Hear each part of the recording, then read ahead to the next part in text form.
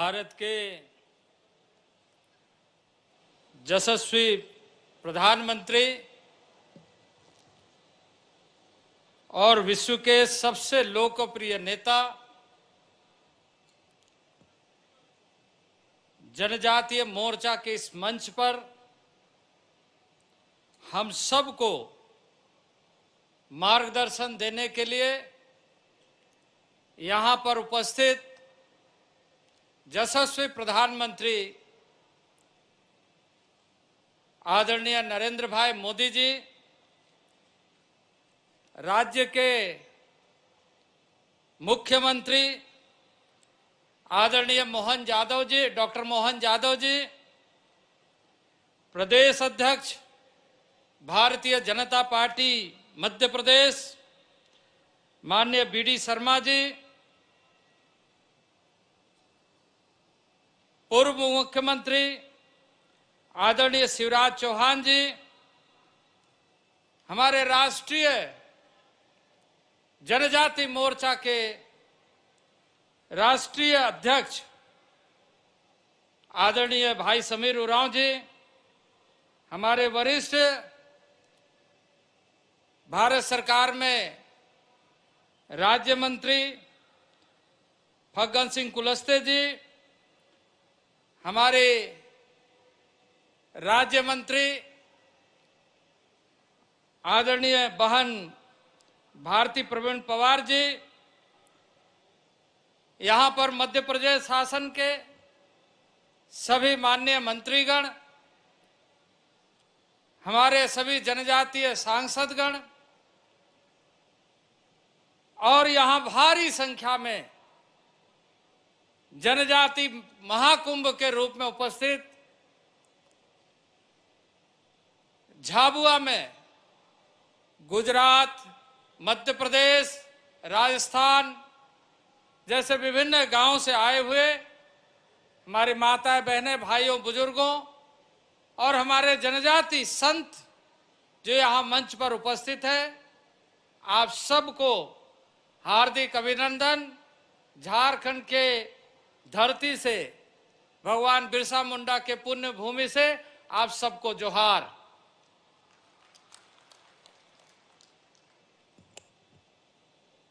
माननीय प्रधानमंत्री जी ने आज आजादी के लंबे कालखंड में जनजाति समाज की उन भावनाओं को, जनजाति समाज के उन शहीद आत्माओं को, ऐसे रणबांकुरों को जिन लोगों ने आजादी के समय अपने माटी के लिए, अपने धरती के लिए खून बहाने का काम किया, अपना आहुति देने का काम किया, उन्हें वास्तविक सम्मान कैसे मिले, ये सुनिश्चित करने का कार्य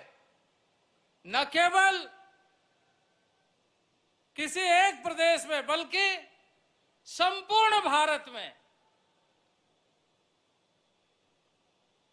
मणिपुर में रानी गंदलियो की धरती से लेकर मध्य प्रदेश में रानी दुर्गावती के धरती तक, राजस्थान में टाटिया भील की धरती से गोविंद गुरु के धरती से लेकर भगवान बिरसा मुंडा के धरती तक, इसी तरीके से देश के विभिन्न हिस्सों में संग्रहालयों का निर्माण, इतिहास लेखन और हम खुद को जाने, आदिवासी समाज को प्रेरित करने का, आदिवासी समाज को आत्मसम्मान, स्वाभिमान के साथ आगे बढ़ने का और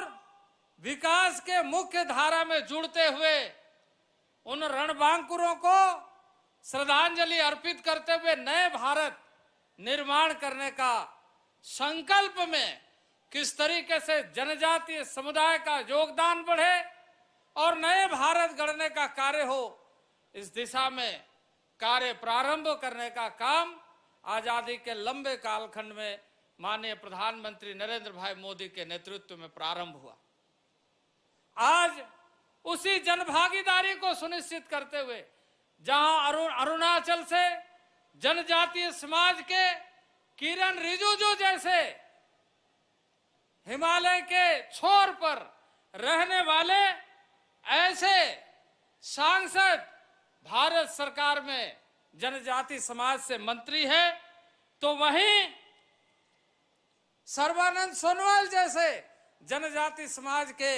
कैबिनेट मिनिस्टर हैं। फग्गन सिंह कुलस्ते मध्य प्रदेश से हैं, महाराष्ट्र डॉक्टर भारती प्रवीण पवार जी हैं, बंगाल से जॉन बारला जी हैं, उड़ीसा से विशेश्वर टूडू जी हैं और झारखंड से मेरे जैसे कार्यकर्ता को देश के जनजाति समाज के बीच में कार्य करने का अवसर दिया। पहली बार ऐसा हुआ है आजादी के बाद इस देश में लंबे कालखंड तक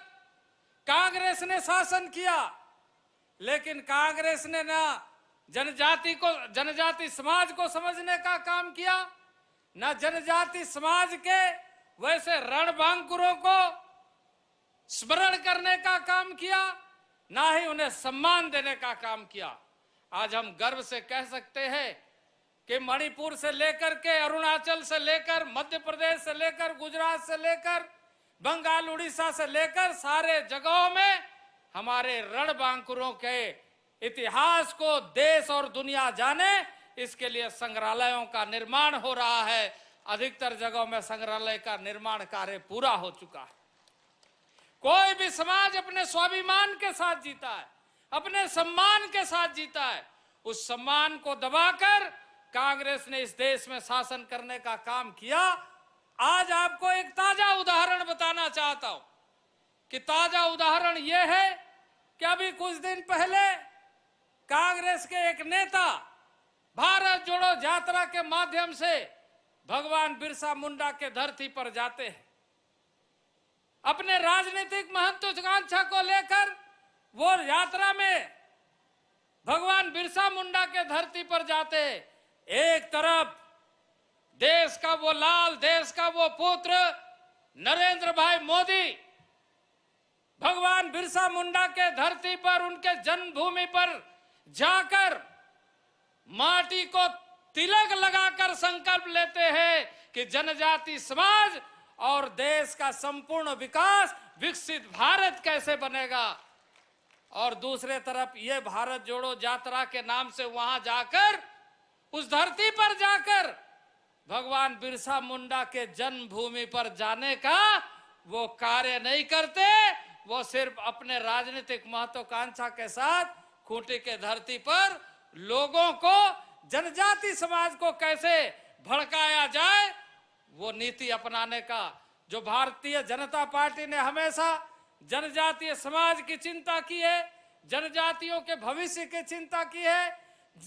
जिससे जनजातीय समाज के साथ साथ पूरा देश के संपूर्ण विकास के लिए सभी लोगों को, जिसका मंत्र है सबका साथ, सबका विकास और सबका विश्वास, इस मंत्र को आगे लेकर चलने वाला, जहां देश का प्रधानमंत्री, लोकप्रिय प्रधानमंत्री माटी को तिलक लगाते हैं और दूसरे तरफ राहुल गांधी को उस धरती पर जाकर, उस जमीन पर जाकर भगवान बिरसा मुंडा के गांव जन्मभूमि पर जाने का मौका नहीं मिलता है। यही उनका चरित्र है, यही उनका परिचय है जो कांग्रेस ने 60 वर्षों तक इस देश में शासन किया।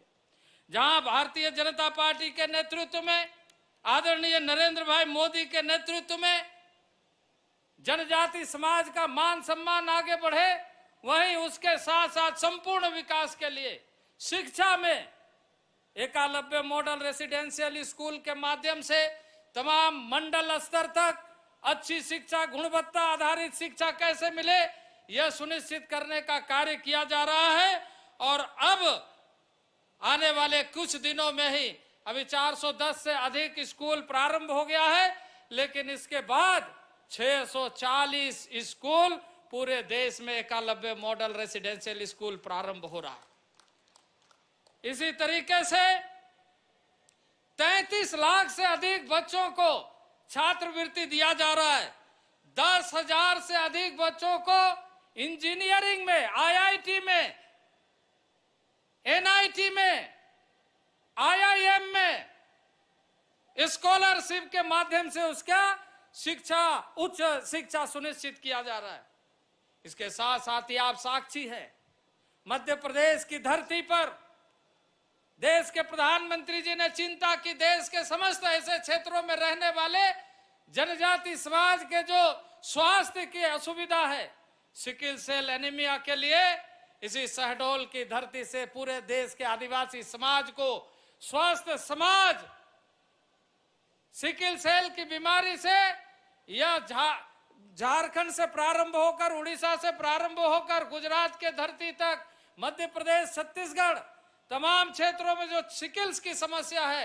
उसका समाधान करने के लिए देश में और यह दुनिया का सबसे बड़ा जनजाति समाज का ये हेल्थ के क्षेत्र में हेल्थ इनिशिएटिव है। इसके लिए मैं प्रधानमंत्री जी को, आप सभी जनजाति समुदाय के उपस्थित भाइयों एवं बहनों के तरफ से हार्दिक आभार व्यक्त करता हूं। मैं निश्चित रूप से कहूंगा कि इस तरह के अभियान के शुभारंभ से आज देश के जनजाति समाज भविष्य में एक स्वस्थ समाज, संपूर्ण विकास के साथ, और इस अवसर पर मैं कहना चाहूंगा कि माननीय प्रधानमंत्री जी, आपने जिस तरीके से विभिन्न योजनाओं का लगातार अनुश्रवण किया है, हमेशा पूछताछ की है, हमेशा जानकारी ली है विभिन्न योजनाओं का कि नीचे तक जनजाति समाज उससे लाभान्वित हो रहा है या नहीं। आज जनजाति समाज के किसान समुदाय अधिक से अधिक सीधे तौर से डीबीटी के माध्यम से, जहां छात्रों को छात्रवृत्ति डीबीटी के माध्यम से मिल रहा है, वहीं किसानों को डीबीटी के माध्यम से किसान सम्मान निधि योजना का राशि सीधे खाते में पहुंच रहा है। यह आज पूरे विश्व के अंदर एक नए तरीके से प्रारंभ किया हुआ योजना है, जहां देश के किसान आत्मनिर्भरशील बने, देश के किसान सशक्त बने, देश के किसान जो अन्नदाता है वो और अधिक अन्न उपजाए और हम सब गौरव करें। जो इसके पहले कांग्रेस के शासन में विदेशों से अनाज लाया जाता था, अब धीरे धीरे चावल में, गेहूं में, ऐसे सभी चीजों में, मात्र कुछ चीजों में आयात किया जा रहा है। वो भी पिछले दिनों माननीय प्रधानमंत्री जी के नेतृत्व में पोर्टल लॉन्च किया गया है, दलहन के लिए, तूर के लिए, और अब किसानों को प्रेरित करते हुए 2027 तक दाल में भी हम आत्मनिर्भरशील हो जाएंगे। ये माननीय प्रधानमंत्री जी का संकल्प है और उस संकल्प के साथ पूरे जनजाति समाज को जुड़ना है। इन्हीं चंद बातों के साथ, समय का अभाव, इन्हीं बातों के साथ मैं अपने वाणी को विराम देना चाहता हूं। बोलिए भारत माता की, भारत माता की, भारत माता की। एक नारा और मैं देना चाहता हूं कि अब की बार, अब की बार,